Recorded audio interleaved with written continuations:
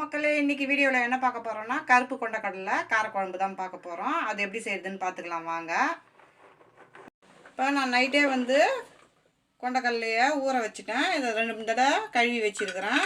தண்ணி எடுத்துட்டு இதை கடலையை சேர்த்துக்கலாம்.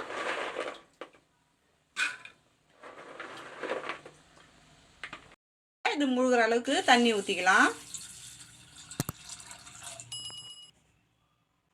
இப்போ இதுக்கு கல் உப்பு போட்டு நம்ம வேக வச்சுக்கலாம். நல்லா கலக்கி விட்டுடுங்க. 3 விசில் வரட்டும். இப்போ நம்ம மூடி போட்டு 3 விசில் வந்தோடனே நம்ம இறக்கிக்கலாம். 50 கிராம் புளியை ஊற வச்சுக்கலாம் தண்ணி ஊற்றி.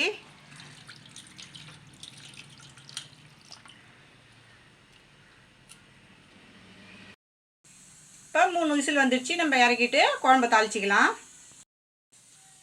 3 ஸ்பூன் எண்ணெய் ஊற்றிக்கலாம்.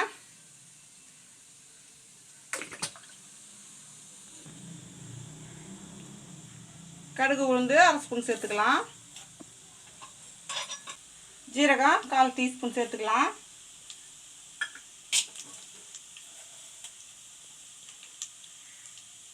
வெந்தயம் 1/2 ஸ்பூன் சேர்த்துக்கலாம்.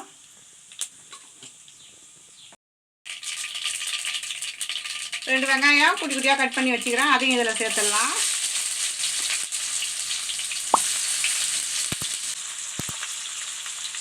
ஏழு பல்லு பூண்டு உரிச்சி வச்சுக்கிறேன். அதையும் இதில் சேர்த்துக்கலாம். நல்லா வதக்கிக்கலாம்.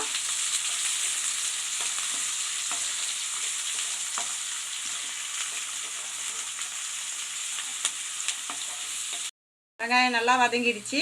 ஒரு தக்காளியை குட்டி குட்டியாக கட் பண்ணி வச்சுக்கிறேன். அதையும் இதில் சேர்த்துக்கலாம். கருவேப்பிலை கொத்தமல்லி கொஞ்சம் சேர்த்துக்கலாம்.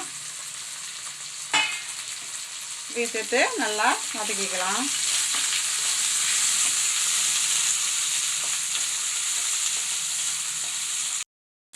அரை ஸ்பூன் மஞ்சள்தூள் சேர்த்துக்கலாம். 3 ஸ்பூன் குழம்பு மிளகாத்தூள் சேர்த்துக்கலாம்.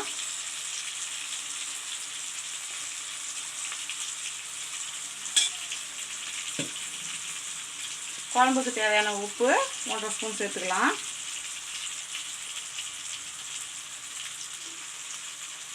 இப்போ இது எல்லாத்தையும் கிளறி விட்டுக்குங்க.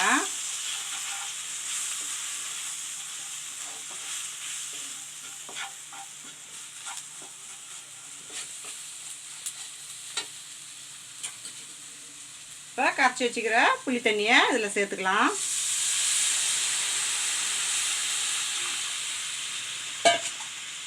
நல்லா கிளறி விடுங்க. இதை நல்லா கலக்கி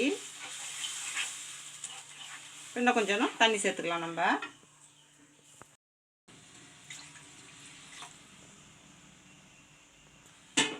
இப்போ இது நல்லா ஒரு கொதி வரட்டும்.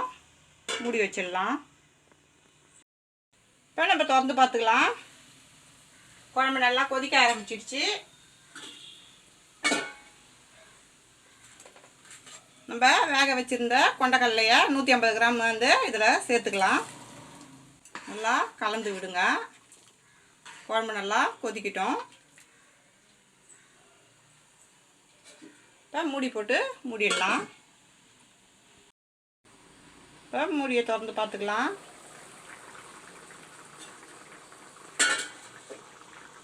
குழம்பு நல்லா கொதிச்சு நல்லா ரெடி ஆகிடுச்சு. இப்போ இதை ஒரு கிண்ணத்துக்கு மாற்றிக்கலாம்.